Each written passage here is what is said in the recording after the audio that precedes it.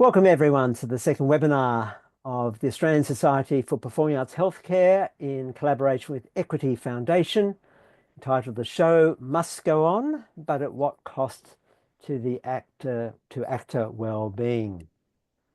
So I'm going to hand you over to Simon, my co-presenter. Hello, my name is Simon Ward. It's a delight to meet you, even if I haven't before, and if I have, it still is.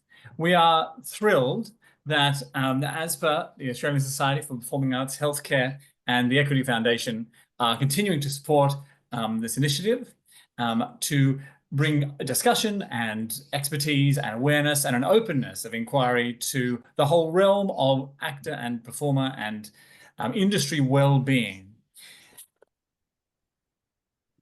I'm going to spotlight myself. There we go. So I'm getting used to that. I'm coming to you from Gadigal country, from the Eora Nation, and this is our part 2 of a 5-part series. We are recording so that you can access this on the ASPA website via the links in the emails later on. Today, the show must go on. I'm going to do an introduction, and then Dr. Mark will take over and introduce our phenomenally wonderful panelists. I looked at the list. I'm the only one I've never heard of. So we're going, to quote Sir Noel Coward, why stifle a stop when doing your job, when if you'd use your head, you'd go out and grab a comfortable cab and go right home to bed? Why must the show go on?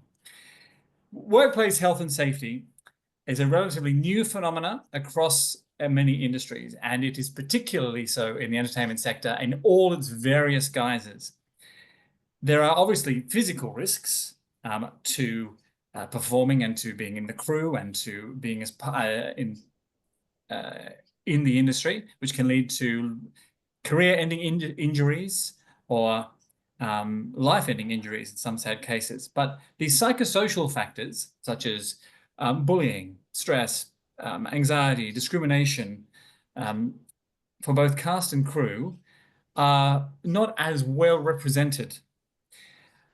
Mental health challenges for performing or indeed witnessing a performance of something which is emotionally distressing or confronting or cathartic over an extended period of time, where stress levels accumulate through tours, through hectic scheduling, through pressures of production and performance. And all of these factors need preventative, healing, and self-care resourcing. Today, however, we are going to look at the whole topic of what cost to actors' well-being is it to still have the show must go on mentality. What supports, what exists, what doesn't, what needs to, where have we got things right so far, where have we got things wrong so far, and where haven't we got anything so far? And I'm thrilled that we are joined by our fantastic guests. If you have questions, please put them in the chat. We will stop at around 7:10 for those. If you'd like to ask a question, please put it in the chat or save it until that time. In the meantime, I'd like to hand over to my co-host and fellow presenter, a man of style, sophistication, and elegance, lives next door to him and told me that Mark is great. So please welcome Dr. Mark Seaton. Thank you, Simon. That's a greatly appreciated introduction. I want to first acknowledge the land in which I'm coming from, the land of the Baramatigal clan of the Eora Nation, and pay my respect to their elders past, present, and emerging. And in turn, I'm delighted to introduce our 3 panelists for this evening. First of all, Fiona Press, who's been a jobbing actor in Australian film, television and theatre for precisely 40 years, playing everything from classics to new Australian works, usually as matronly nurses, benevolent judges, weird sisters, unhappy publicans, or worthy peasants, and all too often as somebody's mum, including the Tiger Kings amidst an award-winning ensemble cast. She had a central role in the acclaimed ABC matchbook television series The Heights, recently aired on the BBC. Lately, cameos in One Night for Paramount Plus, Pieces of Her for Netflix, and the acclaimed Australian feature The Mugai. Her last theatre roles were The Swell at Sydney's Old Fitz and Kendall Fevers, Wherever She Wanders for Griffin.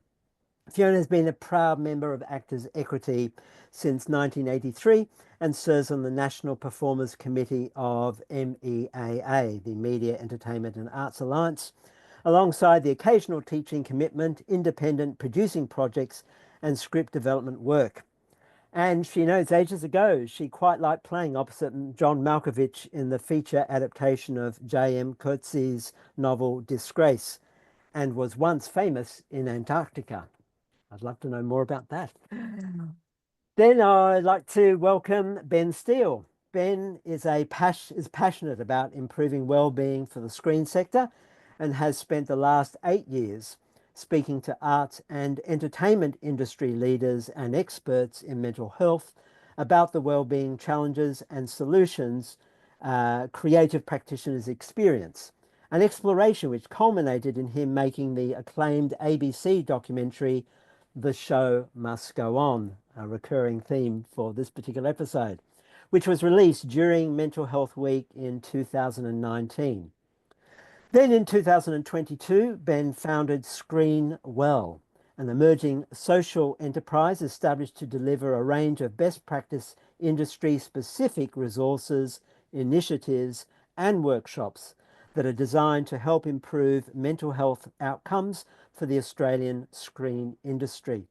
Ben is an accredited mental health first aid instructor who brings this training with his knowledge and his 30+ years of work experience in the screen sector, alongside his personal lived experience with anxiety and depression, to the Screenwell team. And finally, delighted to welcome Nadine Garner, who has worked in this industry in stage and screen for 40 years and has been an active member of our union in Australia for over 10 years, recently stepping into the shared role of Federal Vice President. Recently, she has been working as a wellbeing support person at Neighbours, which is an Australian television series, under the title Drama Coach. What she has learned there is that there is far more need for emotional support for the actors than there is for actual acting coaching. What it takes for an actor to step comfortably and successfully onto a set or into a rehearsal space assumes that so many things are aligned. Being match fit physically, mentally, and emotionally has become more and more challenging as freelance workers navigate the cost of living crisis, rental hikes, and the rippling impacts of COVID on the performing arts. Nadine's interest and curiosity regarding performer well-being is something she is keen to continue exploring, and she looks forward to hearing the lived experience of other panelists here tonight, and of course the participants in this webinar. So again, a warm welcome to each of you, and I look forward to what we have to converse about together. But I'd like to start that, given the title for this particular webinar is that the show must go on, I'd like to ask each of you in turn what might be the first words that come to mind or the first experiences when you hear that phrase, the show must go on. And I'll start with Ben and then go to Nadine and then Fiona, just so we know how we're going to start off. So Ben, when you hear the show must go on, what does that activate in you? Yeah, first of all, a shout out to the Yugambeh language people whose ancestral land I'm zooming in from today, which is also known as Gold Coast. Show must go on. So yeah, I kind of can't help going past my documentary and I guess the duality of the reason of titling the film that way, because for me, the show must go on at what cost, which is what you're saying, what the title of this webinar is that I guess the negative aspect to the show must going on. Like no matter what's happening in our lives, no matter what's going on, we just have to get on with it, suck it up, get it done, and just keep going. But the other part of that to me is the kind of, I guess, the beautiful work ethic and the love that we have for what we do when we work in this industry, that we care so much about our jobs. We care so much about our shows and our performance, that we invest so much time and love and gentleness in the work that we do, and that's a beautiful thing. So it's this duality that made me kind of name my doco The Show Must Go On, because I really wanted to kind of investigate both of those aspects and see if there's a healthier way that we can still keep that passion, still keep that love and care for the work, but also look after ourselves better. Thanks, Ben. Nadine, what is activated for you when you hear this phrase, the show must go on? Or you're muted. Sorry, Nadine, just the... Sorry about that. Well, you know, it's show people. There's no people like show people. They smile when they are low. So there's a kind of historical expectation that show people will mask whatever's going on for themselves at all costs and step out and entertain everybody. And I think that's just been part of the performing experience until COVID. And then I think COVID came along and suddenly we weren't allowed to go into workspaces infected. And so there were shows being cancelled left, right, and centre when actors and performers were becoming unwell. So for me, as dreadful as COVID was, it was a terrific disruptor to actually really examine that narrative. And in my personal experience, I feel like there's been a bit of a shift, not a huge shift, but certainly there's been a little crack in the door, opening up towards what it means to be unwell if you're performing a show now. And I think it's still very, very difficult to put your hand up and say, I actually can't perform tonight, especially when there's no understudy. And there's rarely an understudy, especially for doing straight dramatic works with theatre companies as opposed to big musicals where they may have swings and covers. But I do believe that there is a chink in the armour now, that there is an opening for a discussion. And I do think that COVID drove that wedge. And that's an interesting place for us to sort of begin this discussion. And I wonder whether other people have also felt this slight tilt, this slight shift towards, well, maybe producers need us to be well to come to work because they certainly don't want gastro or COVID spreading throughout a company. And if that's one way to leverage our well-being, then I'm all for it. But I wonder if that's everyone else's lived experience too. I think, Nadine, I will pick up your question in my next question. We'll see what responses we have around that. So thank you for that. I'll go finally to Fiona for this first question. What does activate in you when the show must go on? Did I manage to unmute? We can hear you. Yes. Thank you, Ben. Fantastic. Yeah, I actually wrote something. I wrote it when I addressed these questions about a week ago. I think I must have been feeling a little bit angry at the time. But if we ignore the emotional tone, the content is something I stand by. And you'll probably hear that my point of view tonight has a fairly strong theme to it. It's about the performer in the industrial landscape and how a performer's well-being is either compromised or supported by that landscape. And the first thing that I wrote when I looked at the question, what comes to mind when I hear the phrase, the show must go on, is employers who put profit before people. The show going on, it isn't just a response to a backstage accident or an on-set drama. It informs every aspect of our working lives, including our non-working life. And most of my life in relation to performing over the last 3 years has been one of unemployment or drastic underemployment. And that's an enormous part of the struggle and the joy of keeping ourselves well. How to do so when we are not inside the community of a workplace. It informs every aspect of our working lives, this construct that the show must go on. It informs how our industrial agreements are negotiated. It puts pressure on casting processes, the contracts we're offered, the way rehearsal is structured, the number of shows per week, the hours on set, whether we work at all or not.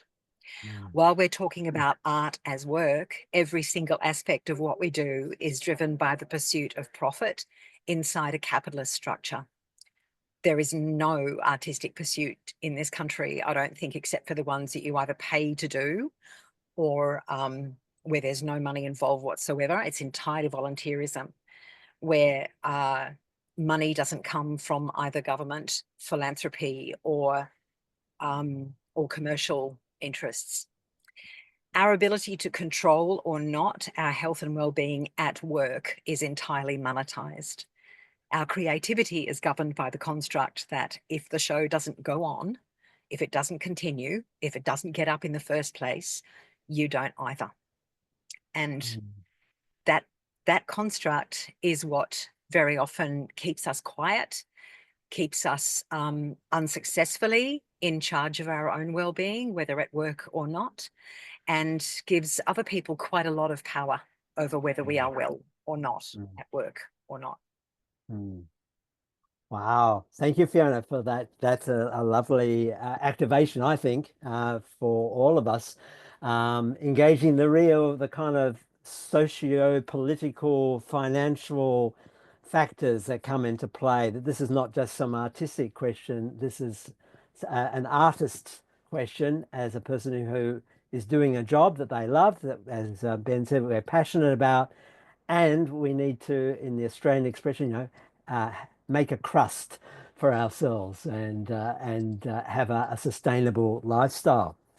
So, carrying these opening thoughts among us, I'd be interested to know for you personally, how did questions around perhaps equity and justice around this question of having a sustainable practice as a working artist, how did actor wellbeing become more urgent for you? Maybe it's always been there, or were there particular moments when the question of actor wellbeing in production, in preparation for production, during the production, and immediately after the production, when it became something significant for you? Anyone of you like to share a moment when that was significant for you? And then I won't call names this time, so. Yeah, I'll jump in again. Okay, thanks, just Ben. to, I guess, kind of answers Nadine's question a little bit earlier about the COVID situation. Yeah, I kind of agree with you, Nadine. I think there were many negatives, of course, about COVID, but I think one of the positives was just that we did have to think of alternative ways to get the show back up and running that put health in the focus, and I think that definitely has helped the cause for better well-being across the entertainment industry. To what degree? But it certainly shifted the focus for a moment, and I think more people are a little bit focused on that. And I think also just that certainly that beginning stages where we all were locked down together, and in various lockdowns after that, I think it did make people also personally think about what was important to them, because so much was stripped away from our lives, our connections with others and stuff, and hugging people, you know, that you're used to hugging, and going to work and all those things. So I think that COVID moment did have a significant impact on this wellbeing discussion that we're having. As far as where did my focus kind of really strongly kind of get driven down this path, and again, apologies for repeating the same kind of answer to a certain degree, but it was around the time of The Show Must Go On. So the origins of that for me was I came back from living overseas for about 9 years. I came back into the Australian market after working overseas for a long time, and I didn't expect to have like a big parade or anything coming back into the industry by any stretch of the imagination, but I certainly did kind of struggle to get back in the room, get back in my groove in Australia.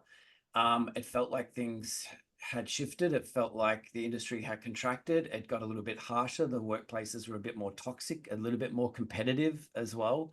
And I started talking to colleagues. I started talking to fellow actors and also crew members about how are they feeling about things. And I started to realize that it was not just my experience. Others were feeling the same kind of way, that there was some shifts. And I guess to Fiona's point as well, the financial kind of pressure and the capitalism kind of thing kind of really had shifted a bit. It was really a lot about money as well. So I just started talking to people and filming interviews with people.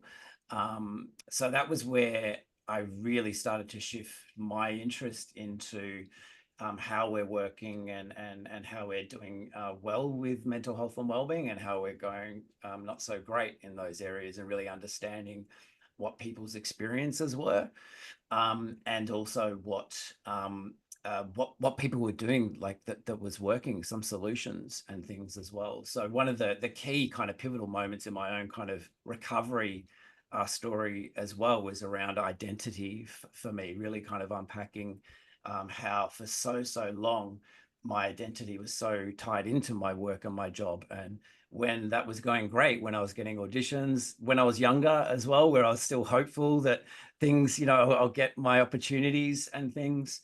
So when things were going well, when I was getting auditions, when I was getting work, I was feeling good. But then when I wasn't, when it was difficult, my self-worth was really being impacted. So I really had to unpack that. And one of the pivotal interviews I did with Sam Neill was the interview subject. And he kind of explained how he approaches this, that his work doesn't define him. It's what he does. It's not who he is.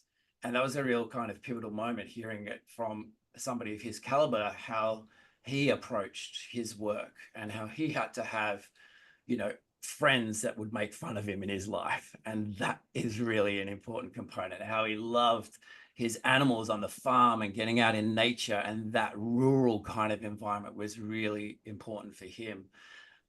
So yeah, it was that kind of key moment for me that really started to unlock a lot of things in my own healing journey as well. Thanks for that, Ben. Fiona, is there? Yeah. Rightio. Yep, I've actually wrote in my prep. All right, I've got a funny little screen thing that just won't go away. So I can't see myself, so feel like I'm not talking to you properly. All right. The thing that I wrote in answer to this question is that I don't have a particular focus on actor or performer well-being, not personally, and not inside a professional context either.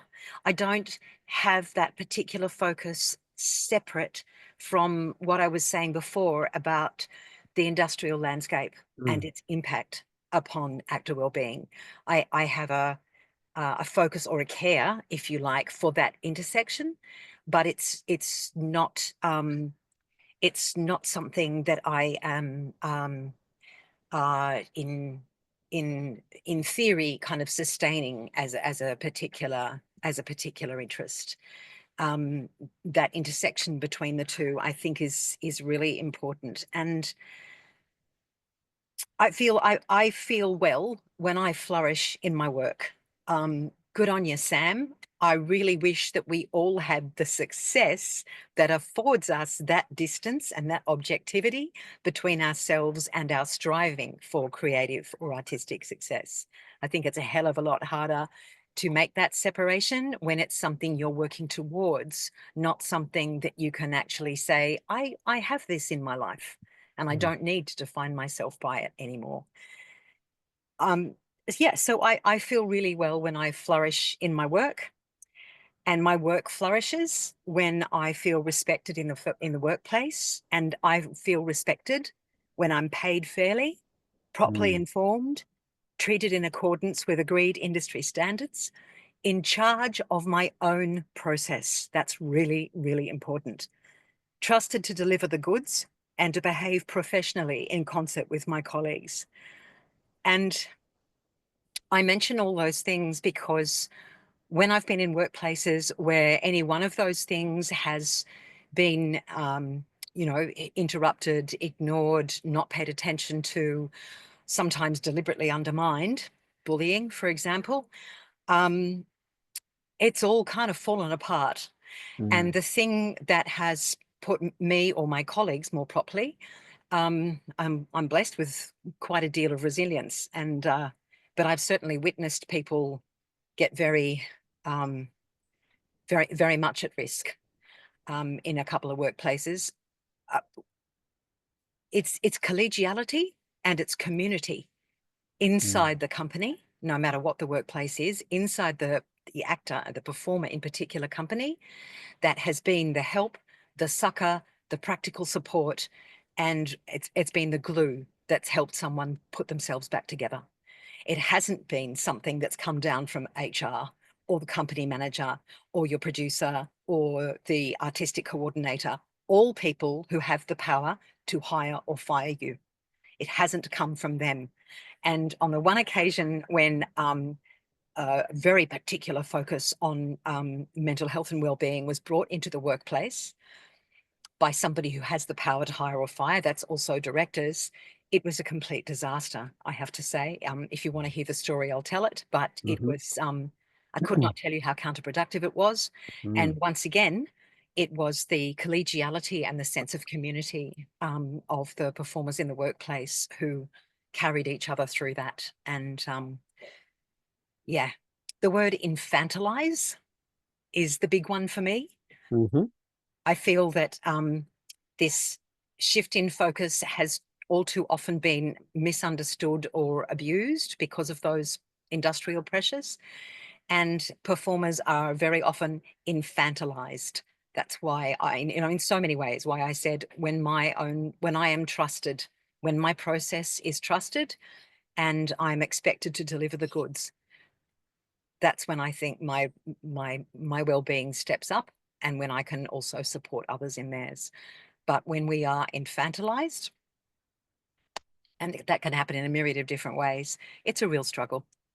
Yeah, thank you. Just to jump in to kind of defend Sam, because he's not here to defend himself. One could possibly argue that because he had that philosophy around his identity is maybe a part contributor to how he got to that place as well. Very fair call, Ben. Absolutely. Thank you. Nadine. Yeah, this is a very broad discussion to talk about, you know, things that triggered an interest in wellbeing. But I just wanted to say, in relation to what Fiona just said, having recently done a show with a major company in Melbourne that ran into lots of difficulties with wellbeing among the cast of 4, there was definitely the only life raft was the one we created for ourselves as a cast. And I was the elder in the cast, and I felt a real duty of care to almost shut the company out because it was so counterproductive what their version of assisting in wellbeing, which was to do with clipboards and physio and just, I don't know, just people, they became very frightened of the fact that we were so unwell. And so it became us and them, and it was really quite a frightening place to work in terms of it was really about the mettle that we found as 4 actors to get on stage every night. And every night we'd stand in the wings and ask ourselves if we could go out there. It was everyone safe to go out there. And I felt like the company basically just saw us as a bunch of lepers. And yeah, I'm sure that the systems that they thought they had in place to deal with this particular show, which was all about mental health and suicide and a whole lot of really, really difficult themes, I felt the due diligence was not done by that company to understand who those actors were stepping into those roles. The fact that a lot of our lives were mirroring what we were performing was a very, very big and important issue that should have been discussed and handled by a wellbeing professional, and we never ever had that assistance. And so we really, really started to fracture very, very, very deeply by the time we were in, you know, into our tech week, and then we just floundered from then on until the finishing line. So that compounded what I already knew was the case in theatre, which is that if you're doing content which is very, very triggering, you will not necessarily have what you need from a company, and that it will be up to you and your cohort to find a way to get that show on the stage and through the season, especially 8 times a week. I guess I first started becoming intrigued with wellbeing when I became unwell doing a show 8 times a week where I had a 4-page monologue about a child drowning in front of my eyes. And I realized after performing that 8 times a week that I'd built pathways in my brain that made me think that my own child in my own life was in this kind of danger. And so I started getting curious about neuroplasticity. I started getting curious about our nervous system and what we're doing when we're performing texts, and how the human brain doesn't really know the difference between a text that you're performing and your real life, because you're actually building those neural pathways. And if you're doing that 8 times a week, then it becomes a reality inside the human brain. So that was over 10 years ago, and I became quite unwell with sort of obsessive compulsion around my own child's well-being. And I realized that I hadn't been helped or through that process, and that I hadn't known how to help myself. And at that time, we didn't even have language around well-being in theatre. And I think there's a lot of us who have become collateral damage in order to now say, let's find some language for what's happened to a lot of us. Let's put some titles over some things. Let's talk about the experiences of doing shows that have really deeply triggered us into unwellness. And let's work out how we can support actors who are doing that kind of content. And for whatever reason, I end up doing some really provocative content in my career. And I've realized that I'm now very skeptical about how I'm going to be able to manage that content and who's going to be there to help pick up the pieces. So I've become curious about regulating the nervous system, how we de-roll, how we protect ourselves physically, spiritually, emotionally when we do step into what I call community work. You know, this is work that we do to help bring stories, difficult and hard stories, to an audience, where often people who never get their stories told are having their stories told for the first time. So, these are like outreach programs, these kinds of pieces of theatre. And everyone needs to be gently put back together, audiences as well, after witnessing and performing shows like that. And I've been talking about this for quite a while now, but it is something that theatre companies have a bit of a deaf ear to, because they see it as another cost to them. Mm-hmm. So we have 2 things happening. We have companies who want to be presenting very lean companies of, say, 2, 3, or 4 people, because they don't want to hire big casts. They want drama porn, which I call drama porn, because they sort of want blood on the floor. They want these hugely deeply explorative shows where people really have to get some skin in the game. And then they want it all to sort of go away quickly and just roll the next show out. And my argument about that is we're loading smaller casts up with more and more intense content, and we don't have the professional support in the workplaces to aid and abet that level of deep exploration that an actor is having to do and share, often with their own very personal lives. And it may well be something companies need to be really, really deeply considering in terms of actor well-being if they want to keep producing this kind of work, because it's not like putting on a Shakespeare, or some Shakespeare is like that, but obviously, it's not the light and fluffy stuff that I'm talking about. I'm talking about the social realism that's really delving down into some of the very complex issues of modern society. And actors are expected to deliver it. And they're expected to deliver it 8 shows a week. And then they're expected to go home after it's done and get on with the rest of their lives. And there's token gestures towards managing that space for actors, but it's very tokenistic and it's not deeply examined.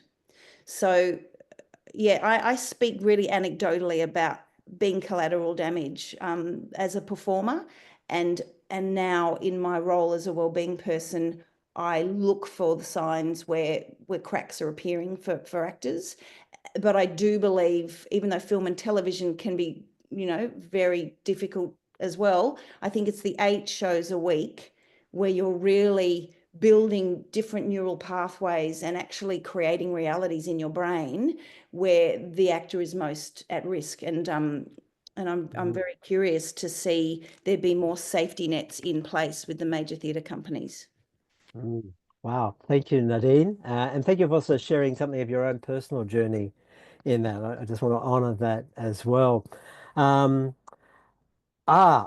feel I've just been on a journey with each of you in those things. So I guess I'd be like to dive a little deeper because I'm inquisitive, I guess, too, around the reaction. Each of you has, or some of you have shared how you've seen the company, the HR department or whatever, with one hopes good intention, not just to keep the show afloat, but also because they hopefully have some care for everyone involved in the performance, and not just the cast, but also the crew, who can be significantly impacted by various kinds of production.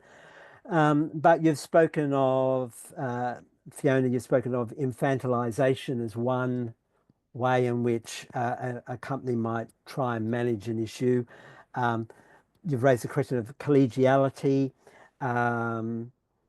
Nadine's mentioned, the selection of the kinds of productions that are evoking this without having the safety nets in place.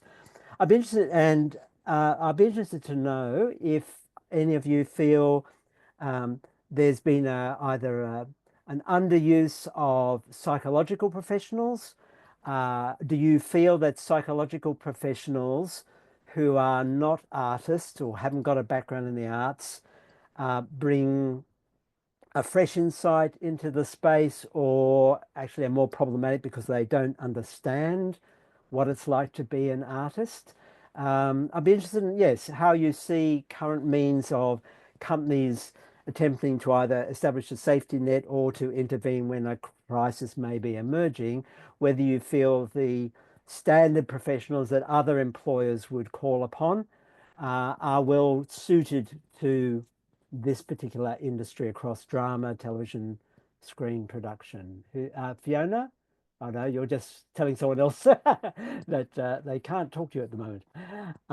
Would anyone like to share a thought about that? Yes, Fiona. I waved because I'm sitting around the corner from Belvoir, and someone I know just saw me in the car. And we're That's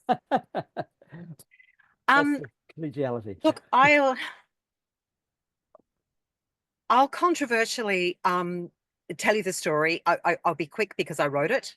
Nadine knows that if I improvise, I just take forever. An example where I think the focus on workplace mental well-being can be counterproductive. And in direct answer to your question, Mark, I have no experience whatsoever of a psychology professional, for example, coming into the workplace. I think I've had some experience of somebody inside the company kind of setting themselves up with a smattering of that, or perhaps because of that. This was a company I was working for. This was theatre. Their intentions were impeccable, absolutely impeccable. This is what happened. Theatre production in the subsidised sector, where the director allocated 15 minutes at the beginning and end of each day's rehearsal to a shared verbal mental health check-in for the full company. This includes everyone who was in the rehearsal room. So, technicians, stage management, everybody. In this same spirit of collaboration and creative bonding, the director also scheduled the whole cast to be present in the rehearsal room all day, every day, whether on the floor or not. Okay, nice, cool, we said to each other. Rehearsal proved difficult. New play, rewrites, inadequate creative leadership, little understanding of actors' process. We started to do Saturdays as well, every week. By the third Saturday, the twice daily check-ins were hell. We felt we had to either fake it, recuse ourselves, or let fly, but didn't want to do any of these, knowing the fallout would be more damaging to oneself, everyone else, and the production. I guess the show had to go on. And would we ever work again for this company if we took that risk? We did mention how hard it was to do homework when called all the time, and even Sundays were all about sleeping, washing and shopping because of the long hours. Nothing changed. In the midst of a nightmare production week, we were still checking in.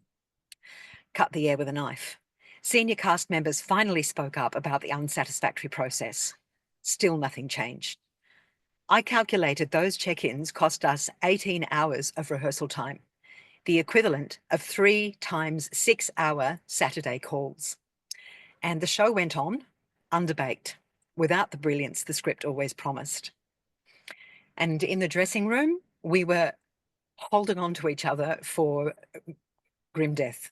We survived because of each other, not because of anything that the company did. Workplace wellbeing comes down to good employer practice that does not infantilize performers, but respects our process and hands us the power to create the circumstances for it to flourish. And I don't have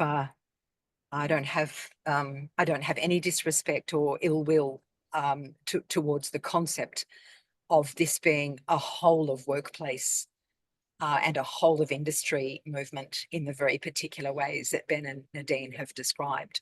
I wouldn't be on this Zoom if I did, but gee, that was a corker. Yeah, yeah, no, and it captures a lot of dynamics, power dynamics, as you say. That interestingly, one of the questions I was going to ask was around relationships of power, but I feel we're already moving into that territory even as we speak now. Nadine or Ben, your experiences perhaps of interventions or lack of interventions? I just want to confirm. Yeah, Nadine? Exactly. My experience is exactly like Fee's when it comes to the check-in and the kind of the company making it all look like it's right. But as I actually said in a debrief with said company, I said, what you don't understand is that there's a massive power dynamic at play here. When you stand there with a group of actors who are only in the building for 10 weeks, some of whom have never worked for the company before, and you're standing there asking them to tell you how they are, pick a number between 1 to 10, I can tell you what they're going to tell you. And then they're going to come and cry on my shoulder in the lunch break because they're so stressed out. But, you know, you can't force well-being onto people who are already subjugated and then expect them to be honest. It's a completely flawed principle. Yeah. How they go about addressing that, I don't know, but they need to at least talk about it, because it's the big elephant in the room here. We've got all these companies running around ticking all these boxes about how they're doing such a great job with their company managers, and they're giving us physio once a week, and they're doing all this stuff, and how could we possibly not feel met? And it's like, well, because the basic power dynamic is completely at odds. You're all on paid salaries, and we walk in and do 10 weeks, and then we're back to job insecurity. So from the minute we step into the building, we're on best behavior. If you're anything like me that's been doing this for 40 years, I probably care less than the person behind me that's doing their first gig, which is why I'm not frightened to say the hard stuff to the people at the top, because I'm at that point in my career where I'm so much more interested in cultural change than I am in my own career, that I will say the hard things. But you can't talk about check-ins being a genuine and valid way of actor well-being in those kind of scenarios. They're simply lip service and they don't mean anything. In terms of what you said, Mark, about psychologists being specifically attuned to actors, I do believe there are people, and I was sat in a debriefing session with a psychologist on the last show I did with a major company, because they were so, frightened about what we were going to go and say, that they went, you all need to go into this room and you need to debrief and de-roll with this person. Now, this person is very, very busy, basically working from production to production. So I think what we are seeing is a niche market of psychologists who are going, oh, there's a lot of work to be done here, and they're getting tooled up for this particular kind of work. I do believe that anyone who understands neuroplasticity will understand that what the actor's brain is going through is akin to just someone with any kind of psychological problem. So I don't think they need to be particularly trained in actors' process, but they would want a knowledge and a curiosity about neuroplasticity would be my tip. Thank you, Nadine. Ben, anything you'd like to add at this part of the conversation? Yeah, I mean, first of all, Fiona, thanks for revealing that personal experience as well, because it's through sharing experiences like that with others that they can maybe reflect on their own experiences in a different way. So it is really powerful. So thank you for sharing that. Also, I've just chucked in the chat as well some kind of helpline numbers, just in case if anything that we're chatting about today for any of the folks that are tuning in maybe feeling a little bit of distress, that there's help available. Of course, you can turn to your own support folks as well, whether they're friends or family, but also there is that free, confidential, anonymous kind of support if you do need that as well. Yeah, so it is a really interesting thing. So a couple of things, without going into great amounts of detail, but a couple of areas of work that we are actually focusing on in Screenwell is one, kind of trying to help educate psychs and counsellors through an initiative that we've partnered up with the Australian Psych Society on some training for psychs, support workers and counsellors about the creative industries so that they understand some of this nuance. So it's a professional development course for them to do around that.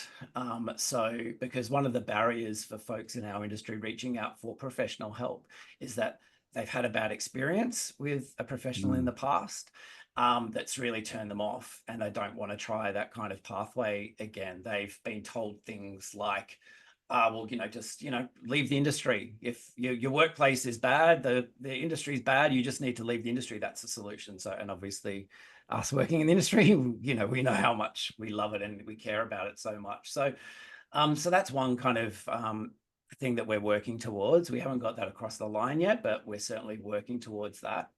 And another thing is developing a new role for the industry around this. So rather than having ad hoc folks that are interested kind of coming into the industry, and whether they're counsellors or psychs coming into our workplaces, to actually kind of, like we've got intimacy coordinators, we've got access coordinators now, to kind of have a bit more of a standardization with folks kind of coming into the industry, or folks in the industry that have a curiosity and they want to upskill in this kind of area as well. So we're hopeful with both of these kind of interventions, kind of holistically working from different angles across the ecosystem, that it will start to kind of help in this regard. But certainly at the moment, through support roles, even like Nadine's on set, and the counsellors and psychs that are coming on different productions, whether they are reality TV shows or singing shows, where some actors may be performing as well, if they have those skills as well.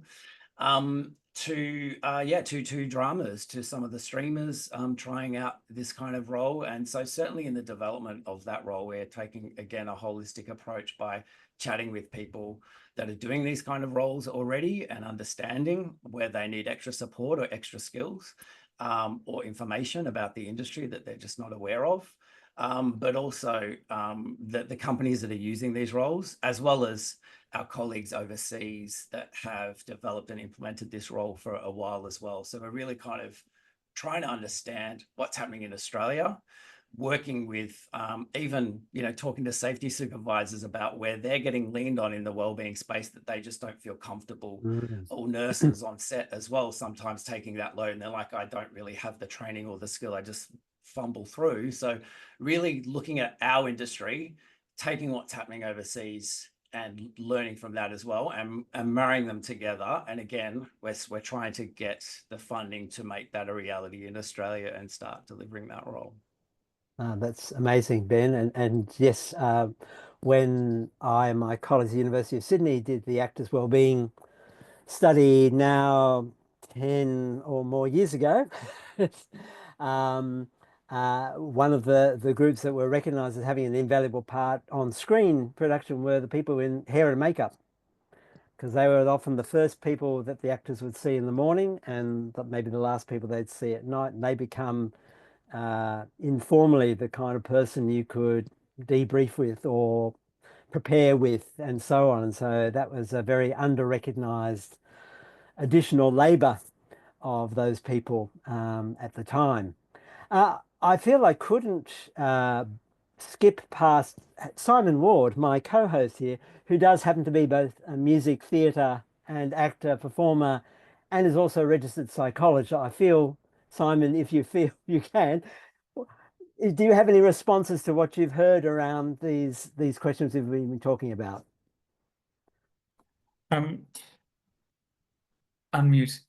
First up, thank you for your the honesty and the directness, and I think telling it like it is, you know, it has to be the start. I'm scribbling notes and burning holes through notepaper as we do this. The current world of well-being in all workplaces, and particularly in the psychosocial health, given the changes to the Work Health and Safety Act, and broadly in Australia and also around the world, it has a lot of interesting challenges and also opportunities. I guess the big thing is also to for me to be aware, being both a performer and a psychologist and working in both areas, is that coming back to what was said before about expectation and what companies have for their performance, but also what companies have for psychologists or mental health workers or support workers are coming in, but also because it is also new and it has to be bespoke for every single production. It has to be bespoke for every single film set and every single play or every single musical, because the research has found, and a lot of experience has found, that you've all mentioned, we do a check-in thing in here, apply concept, doesn't work, and it doesn't work. And so the one thing that I am aware of, and I'm thrilled by hearing the work that is going on, Ben, through Screenwell and also in other sectors, in people like my friend Jane Miskovich-Wheatley as well, doing some of her research, is that how do you take a broad concept, and intimacy coordinators that I've spoken to mention similar things, how do you take a broad concept with all of the standardized measures and then go, okay, in this play there are only 3 people, 2 of them are 18, 1 of them is 65, they're doing an underwater version of Uncle Vanya, and how are we going to get them, it could happen, how are we going to get them through this, and what do I need and how do I craft it so that it does apply, so that you're not either infantilizing or you're overwashing people with too much information that restricts creative practice, but also that you're not I'm in the room down the end with the sign on it, I'll be there all day if you need me, because no one will make it to the end of the corridor, they'll stop at the vending machine. So it's a challenging thing to do, but I think doing it as thoughtfully as we can is super helpful. Again, I know we've addressed this before, teaching the skills, Nadine, that you're talking about to actors in training is so vital, and I know you're all very passionate about that. And then somehow getting all the producers in a room and locking the door and delivering the training to them. But I'll let you know how we go on that one. Thank you, Simon. I knew we'd get another perspective on that from you, so appreciate that. Conscious of our time, we've got another probably 10 minutes until we'll open the floor for any questions that you want to put in the chat. Simon will manage that for you. I guess the thing I'd then move to, just now improvising around the kind of stimulus questions I had for us all, was are there if we were to now say, okay, if there's one thing we could, I'm hesitant to use the word improve, provide something that would add value. How about that? Is there something that we could add value into the experience of production, in whether it's theatre production, a season of performances, feature film or TV series? Are there things that we could add value during the process, either of rehearsal or the performance or immediately after the performance? This is kind of what I've described elsewhere as the production cycle. I'm wondering if there's anything you say, if we could do that more regularly at the beginning of a production, or do this during those final days of a production, or as we are on a shoot, each week we're on a shoot, we do these things, adding value to perhaps a sense of collegiality, a reduction of that infantilization. Interested to see what you think comes to mind. Yeah, I guess jumping in there and off the back of Simon's point that all our workplaces are different, all our shows are different, show to show. So it's really hard in our industry to have a cookie cutter kind of approach to this. So what I would recommend is, first of all, you need to consult heavily with your workers, your workforce, so your cast and crew. And this public check-in experience that Fiona talked about is not what I'm talking about. It's more that kind of consultation right at the very beginning. What are your needs? What do you need? What kind of workplace do you want to work in that's going to allow you to do your best work? And like Fiona mentioned as well, that you're in charge of your creative process. So how can we help facilitate that? So across, not just performers, across the whole workplace, what do you actually need? And take that information, that knowledge, and try to implement some of those interventions and go back to people and say, we've listened to everybody, and we're going to be doing this, we're going to be doing this, we're going to be doing this. Please do let us know if there's other things that come up throughout the season or the production. And then also do, again, that consultation process in another couple of months, perhaps, depending on the longer the show and the workplace. So consultation with your workforce, and then implementing things that are going to actually be helpful to that workforce. So another way to look at it is create a wellbeing plan, and that wellbeing plan keeps evolving as you go through all the way to the end, and then after the show. So this aftercare piece after production, because people are unemployed, they might need a little bit of extra help. And if you can provide help and support through that transition as well, good. So yeah, through that aftercare process as well. So there is some kind of connection still with the workplace, because we have crew kind of shortages, maybe not cast shortages, but we're trying to retain people in our industry these days. So it's things like this that is going to make our industry once again a desired industry to be in. People are leaving because you can't have you can't care for elderly parents and work in this industry. You can't raise children and work in this industry. So doing things like this to make our workplaces more desirable, more healthy and safe is what I'd suggest. That's great, Ben. Thank you for that. Fiona, yes. May I follow on from that, Ben? Please. Because for me, sticking with my theme, making those health places healthy and desirable for performers, and I know this would have a flow on to the rest of the company as well, whether it's screen or stage, is actually about being able to influence the time-money nexus. A lot of what I think the well-being world talks about is, terrible word, this is kind of band-aid or after the fact. I know that the people on this Zoom are like the total opposite of that. It's, you have a depth of intent and knowledge and imagination going forward that is, profound. But in the end, for me, time. Employers generally do not budget for an actor's process. They budget for everything else, but not for that.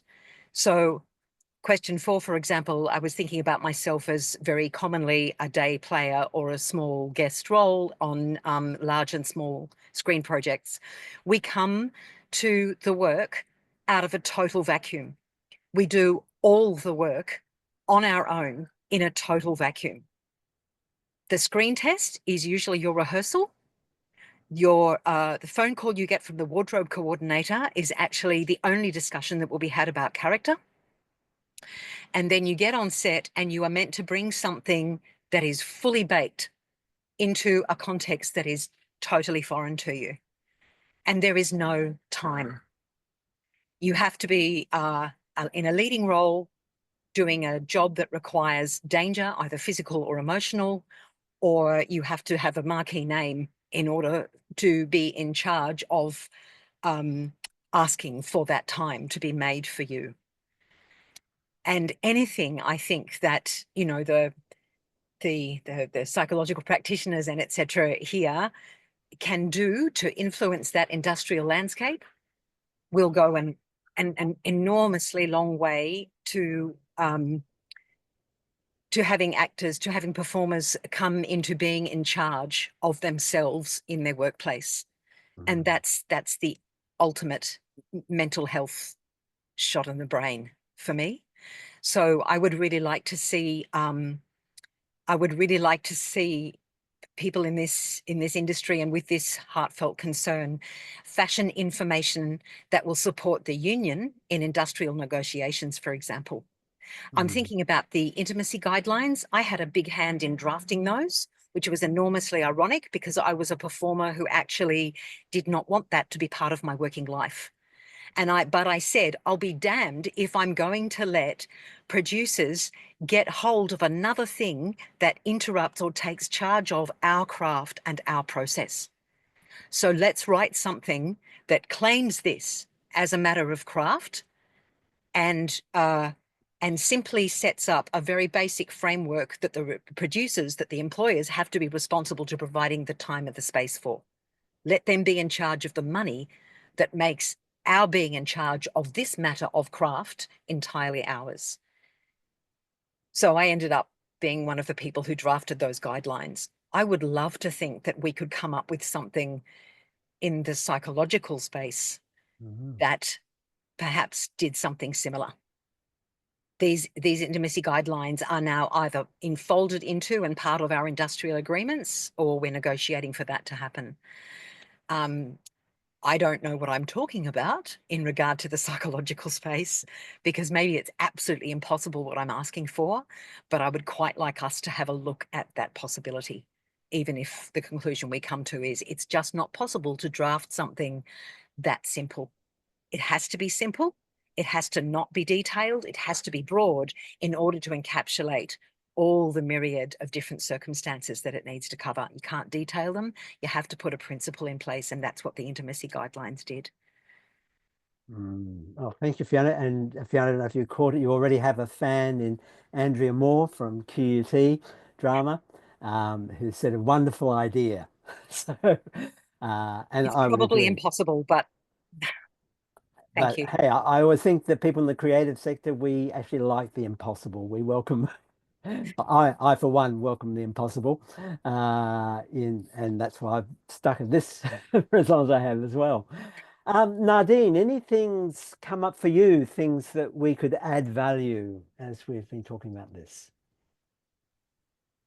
I just wanted to also acknowledge what Fia's saying about coming in out of the darkness to do a day on a show and having to do something that's completely baked and completely solid when you've had absolutely no preparation time.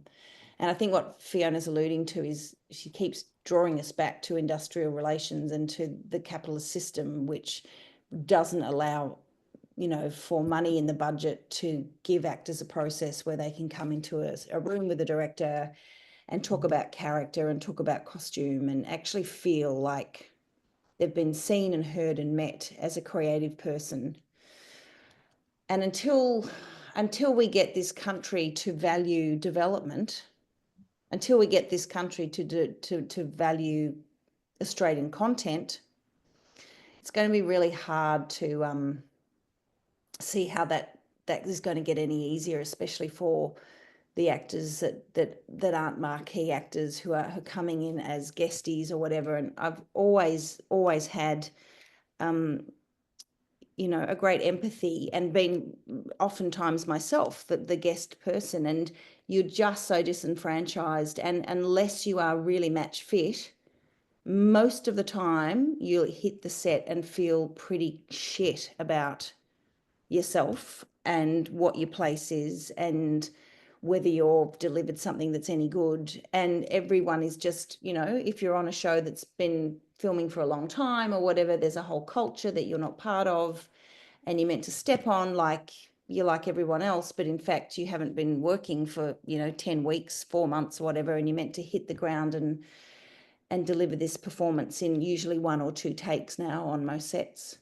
So that is absolutely an economic wicked problem, which I don't know whether there is an answer to. But I do know that there's a new draft of claims that the National Performers Committee are crafting, which is about trying to put wellbeing coordinators on the same footing as an IC or an intimacy coordinator. So, you know, there has been these conversations are part of all of this, right? There's been a huge awareness opening up to actor wellbeing, and the fact that it's now in a draft of claims that it's going to have to be a prerogative to have a wellbeing person on production. That is a big step forward. So I think we need to at least stop and pause. And I know there's more mountains to climb, but it's possibly a moment to go, wow, we've come quite a way. The fact that we actually now have the language and we've got potentially able to build policy around having mandatory wellbeingness on sets. So, you know, there's a lot more to do, but we've come a long way. And indeed, it may be having the wellbeing person who comes on board who is an ally to the creatives to say, and they need this process time. They need this private space. I know an issue that's been raised that when actors wanted to have a quiet space after a show, they're being told to move out of a theatre space because everyone wants to shut things down. And so there isn't that space for those actors who need that quiet zone, time to wash off the makeup and whatever. This all came out of our actor wellbeing study, which was conducted with Equity. Many of the experiences of stress shared around not only warm-ups but cool downs was how do we have the space and who's supporting us in having that process, that part of the process. So thank you, Nadine, for that. We're now at 10 past. I'll ask, we'll see if there's any questions coming up from the chat. Simon, if you want to interrupt me, but I will have perhaps our 3 panelists thinking as we kind of coming to the end of this, if there's something that's come out of tonight's conversation that you're thinking, oh, that would be an interesting thing to further explore, because I think there's been really rich. What are the themes that have emerged from tonight? When Simon and I first crafted this, we knew we wanted one of our webinars to talk about being in the workplace as opposed to training for the workplace or researching the workplace, but actually being in it. So you might each like to think about something that you're taking away from our conversation tonight. But Simon, are there any questions that have come up for us? Yes, Anna Blake has posted that they're curious to hear if there are any observations or experiences. This could be a big question. Experiences of different acting methods and the respective impact on the well-being of actors. Wow. That's practically an entire conference in itself. Sounds like a Any great ideas, Ben? research project, Mark and Simon, for you guys to undertake, maybe with a few other of your colleagues. Yes, and I guess before anyone else might add anything, we've got 3 more webinars after this, and our webinar towards the end of January will be looking at well-being in places of actor training, which is where these things where we're reviewing their different practices and the different acting techniques that are more conducive to being sustainable and others being less conducive to being sustainable. And then in mid-February, we'll have a specific webinar on the actors process. So, and we've got some interesting guest panelists for both those sessions. So that can certainly feed this. I can also add that because I'm part of the Performing Arts Medicine Association, which is an international body based in the US, and a colleague who is actually on the webinar this evening for us, and morning he's in the UK, Alan Powell. He and I have brought together a whole collection of actor wellbeing facilitators. It's a collective, and so we are very much engaging with, exploring, bringing a huge diverse range of practical experiences of supporting actors in both their process and in their workspaces. So I mentioned that there are things afoot, if we're to quote Sherlock Holmes. So. And probably so not from any kind of research base, but certainly from, I guess, a personal, like my own lived experience space of some of the acting techniques that I explored. I certainly found Meisner technique and the component that you never fully go into every aspect of your life when you're bringing it there. There's the imagination component. So it's the as if moment. So bringing that component, so it's imagination, it has been a safeguard for me once I found that technique, because then you can kind of let that go, because it's like that didn't really happen. Whereas if you're bringing too much of your real life and this character is exactly me pretty much to it, I think that's where it can get a little bit dangerous to kind of let go. So the imagination component for me is a little bit of a safeguard that you have if you can acknowledge that difference between you and character. Thanks, Ben. Fiona or Nadine, is there anything in response to this question you'd like to offer? Nadine? Not really. I'll just slip in and say not really, because I think it's a big part of your next topic. Yeah, sure. So I will zip my mouth until then. Nadine. Yeah, no, I'm happy not to really comment on that too. Okay. Simon, any other questions for us? Nothing as yet. If people do have questions that bubble up at 3 o'clock in the morning and they suddenly go, oh, I meant to ask Nadine, or I meant to ask Ben, or what would Fiona say? We will be supplying their home addresses and mobile numbers after this panel. No, we won't. No, we won't. Of course we won't. We won't do this. Of course we won't. But if you do have questions, please do email the address that from ASPA that sends you the details, and we can pass on any direct questions to our panelists if they're open to that.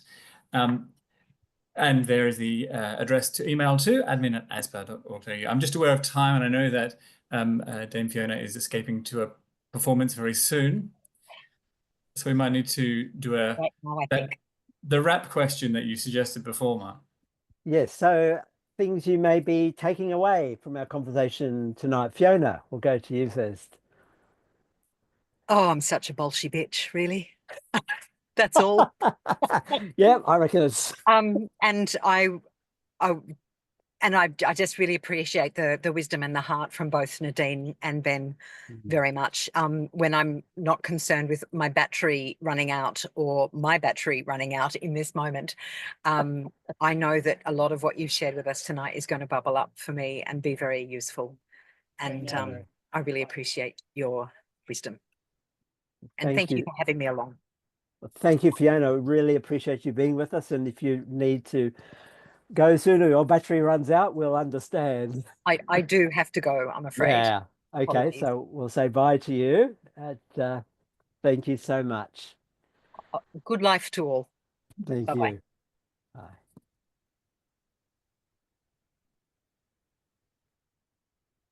Okay, so Ben or Nadine, is there something you'd like to share as we conclude?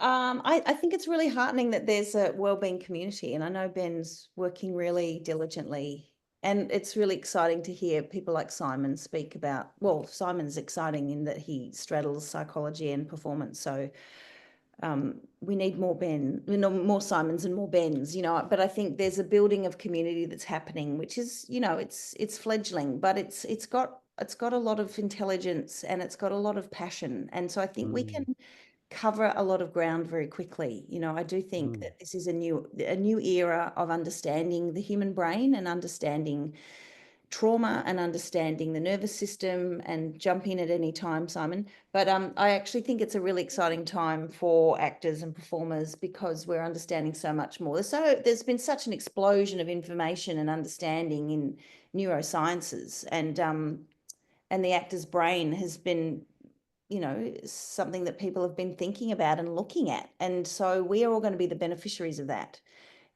This new knowledge, it's new science, but it's also going to really help all of us and help us be happier performers, more supported, healthier, and able to apply our craft in safe spaces. So there's lots to look forward to. We're coming out of the dark ages, guys, let me tell you.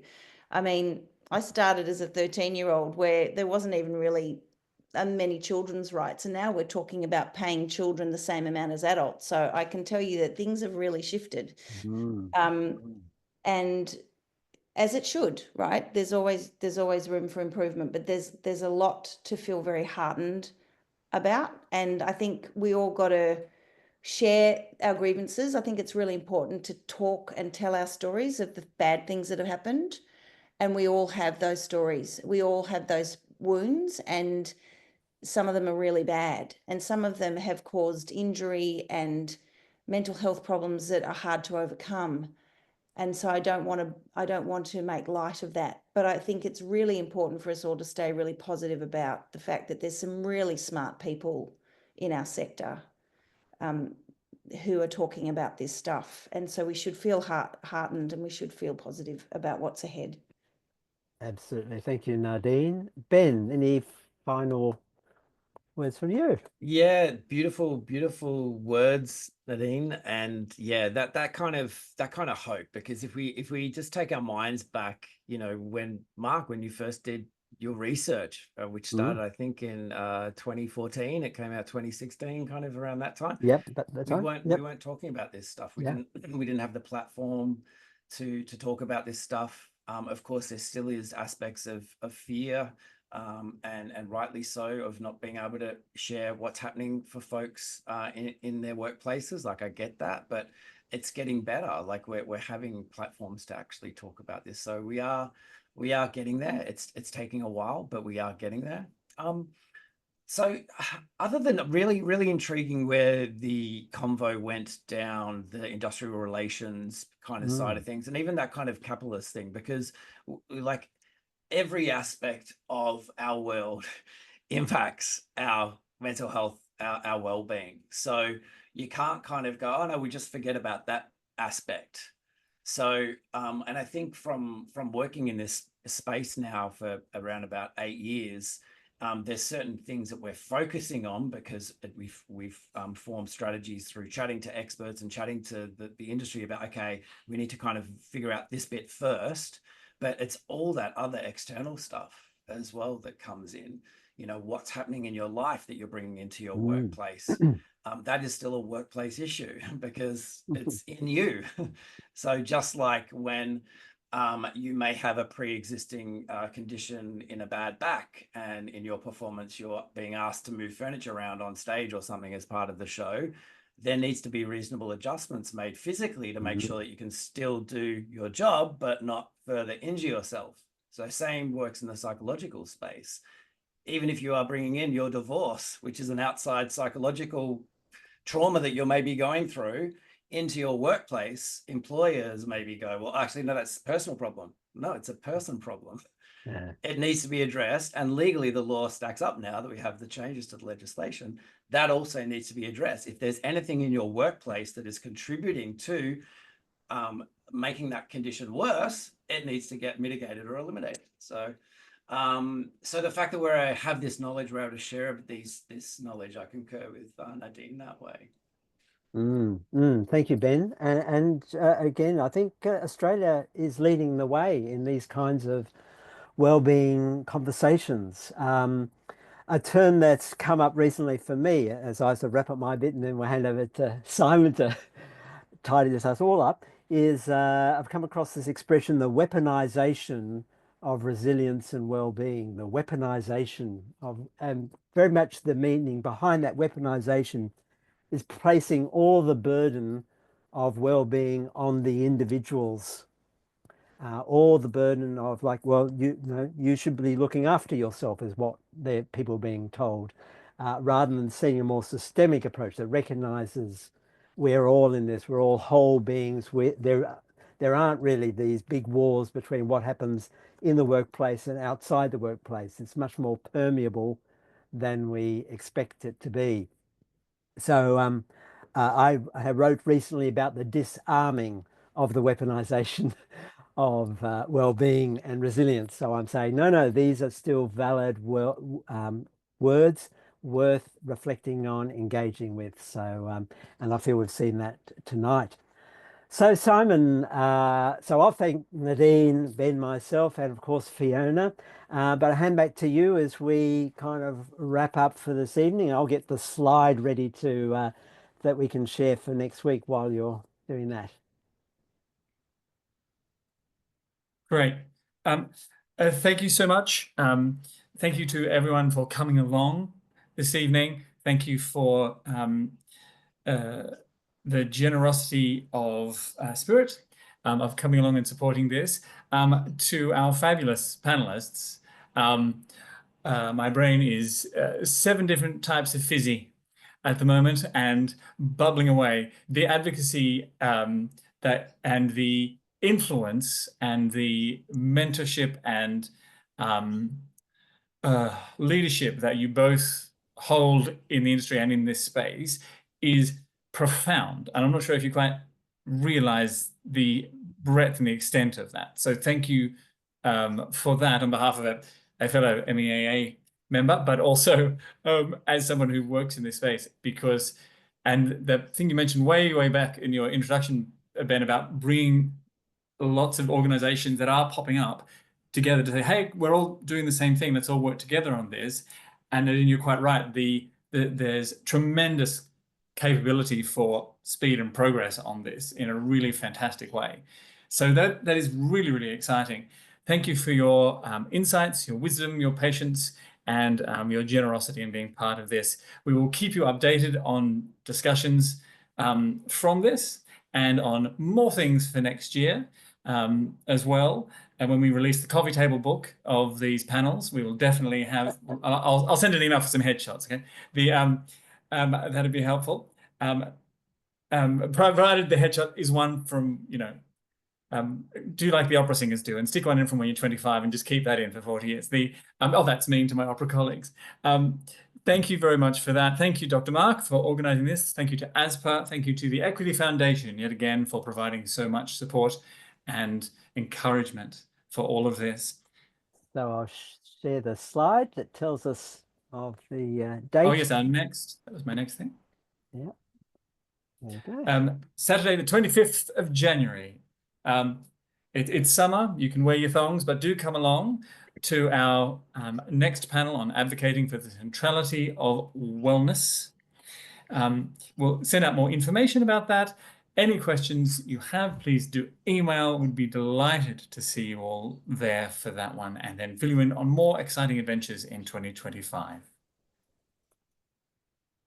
And thank you for bringing such levity to a somewhat earnest conversation, Simon. You have been a delight.